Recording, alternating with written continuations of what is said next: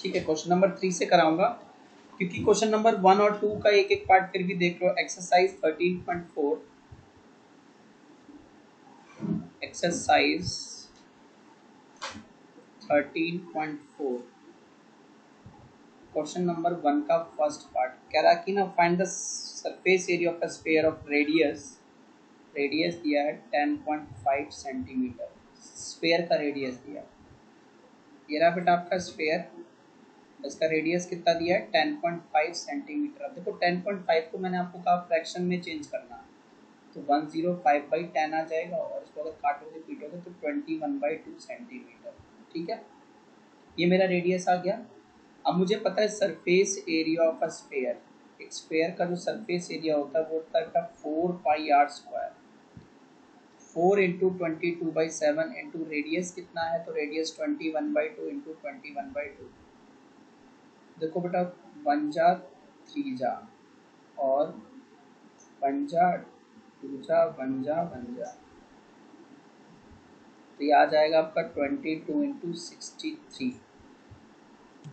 Multiply करोगे तो you will get बेटा 1386 सेंटीमीटर स्क्वायर, ये सरफेस एरिया आ जाएगा। ऐसे ही क्वेश्चन नंबर 2 है, 2 का ना आप कह रहा है कि find the surface area of a sphere of diameter. इस बार डायमीटर दिया है, तो डायमीटर मैं इसका थर्ड पार्ट करा रहा हूँ, सेकंड क्वेश्चन का थर्ड पार्ट। तो आपसे कह रहा देयर इज अ स्फीयर, और स्फीयर का पूरा डायमीटर इस बार दिया है कितना 3.5 मीटर। तो डायमीटर कितना है बेटा 3.5 मीटर।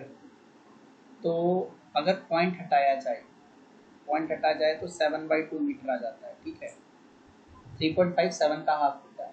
ठीक है, या 35/10 लिख दोगे तो भी कट जाएगा। तो रेडियस क्या होता है हाफ इंटू डायमीटर, यानी हाफ इंटू डायमीटर कितना है 7/2, तो हो जाएगा 7/4 सेंटीमीटर। तो रेडियस क्या आएगा इसका 7/4 सेंटीमीटर। बच्चे गलती कर देते हैं, रेडियस को 7 लिखाते हैं, वो गलत करा।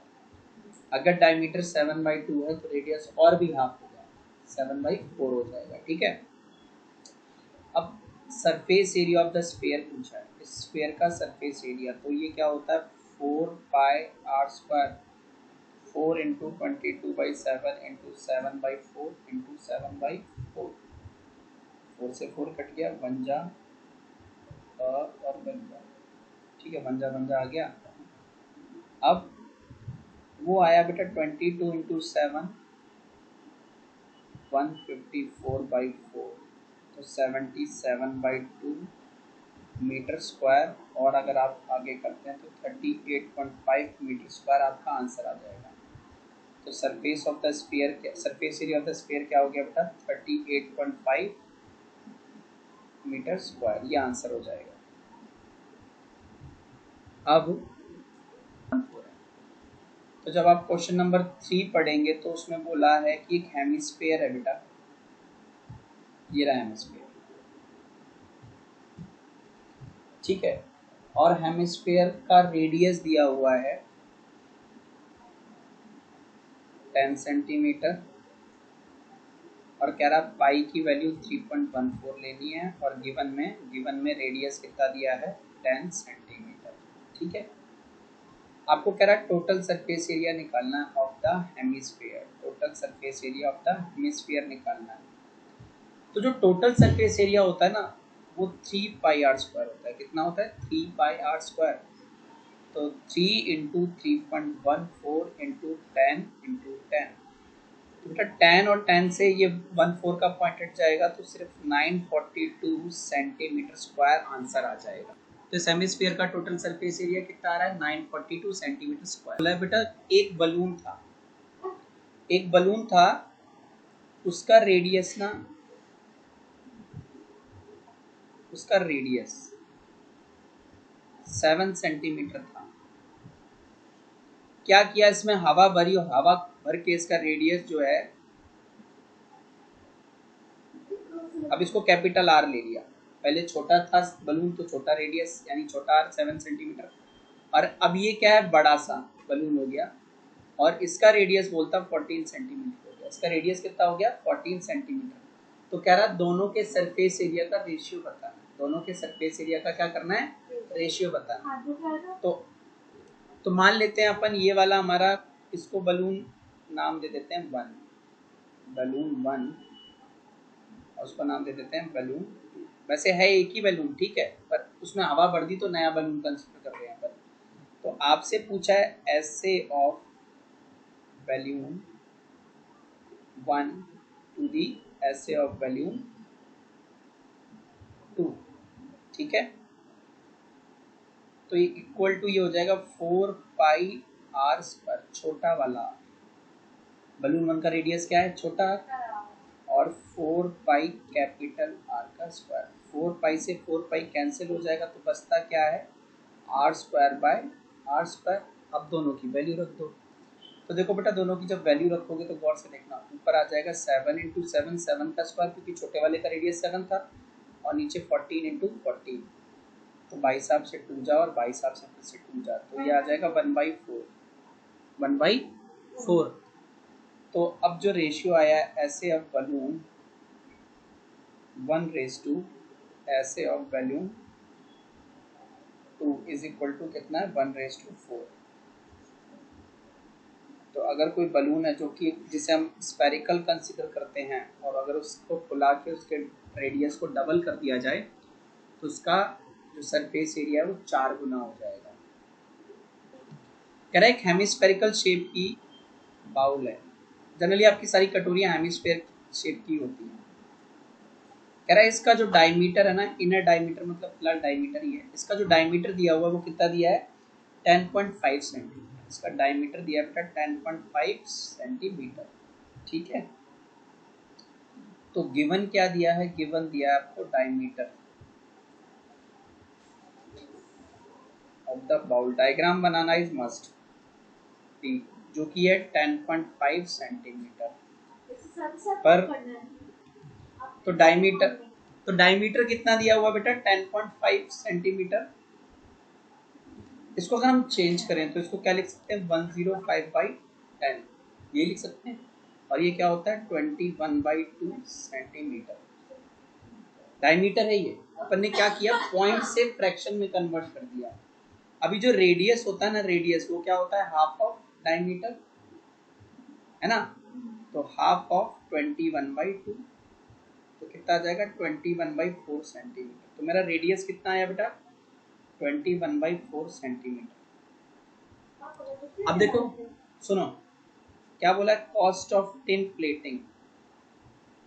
इस कटोरी के ऊपर ना कह रहा है टिन की प्लेटिंग करनी है अंदर की साइड से, अंदर की साइड से क्या करनी है, टिन की प्लेटिंग करनी है। तो कॉस्ट ऑफ टिन प्लेटिंग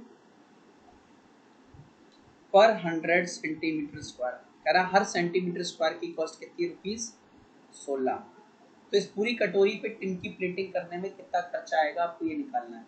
तो सबसे पहले बात तो ये सोचो कि कटोरी का कौन सा वाला पार्ट जो है उस पे टिन प्लेटिंग होगी, तो कर्व सरफेस एरिया पे।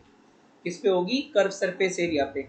क्योंकि अगर बेटा इस कटोरी के ऊपर जो ढक्कन बन रहा है, इस ढक्कन पे भी अगर आप क्या करते हो, टिन की प्लेटिंग कर दोगे तो कटोरी रहेगी नहीं, तो कुछ और ही बन जाएगा, तो आप यूज नहीं कर सकते ना इस कटोरी को। तो टिन की प्लेटिंग कहाँ होगी, सिर्फ और सिर्फ कर्व सरफेस एरिया पे। तो सबसे पहले तो हम लिखेंगे area to be tin plated, area to be tin plated जिस पे टिन की प्लेटिंग की जाएगी, is equal to CSA of the hemispherical bowl, hemispherical bowl. अब CSA क्या होता है, 2 पाई आर स्क्वायर, तो 2 इंटू 22/7, और रेडियस है इस बार आपका 21/4 इंटू 21/4, ठीक है। तो देखो बेटा 1 जा 3 जा, उधर 44 इंटू 3 इंटू 21 अपॉन में 4 इंटू 4, 1 4 से 11 जा कट जाएगा तो ये आ जाएगा 33 इंटू 21/4, ठीक है। तो कितना आया, 693/4 सेंटीमीटर स्क्वायर, ठीक है। तो भाई अब अपन कॉस्ट निकालेंगे। तो दुकान वाले के पास गए तो दुकान वाला आपसे कह रहा था कि कॉस्ट ऑफ टिन प्लेटिंग पर 100 centimetre square is equal to ₹16। तो आपने कहा कि अगर 100 सेंटीमीटर स्क्वायर का कितना है 16 रुपया, तो cost of plating 1 centimetre square कितना होगा ₹16/100, 16/100 हो जाएगा। और आपने कितना एरिया प्लेट करवाना है, तो आपने करवाना है कॉस्ट ऑफ टिन प्लेटिंग 693/4। आप कितना एरिया टिन प्लेटिंग करवाना चाहते हो ना, तो 693/4 centimetre square is equal to rupees. 1 centimetre square का कितना है 16/100, कितना है 16/100 इंटू 693 अपॉन में 4 पंजा 4 जा, तो ऊपर क्या आ रहा है बेटा ₹4 इंटू 693 और नीचे में 100।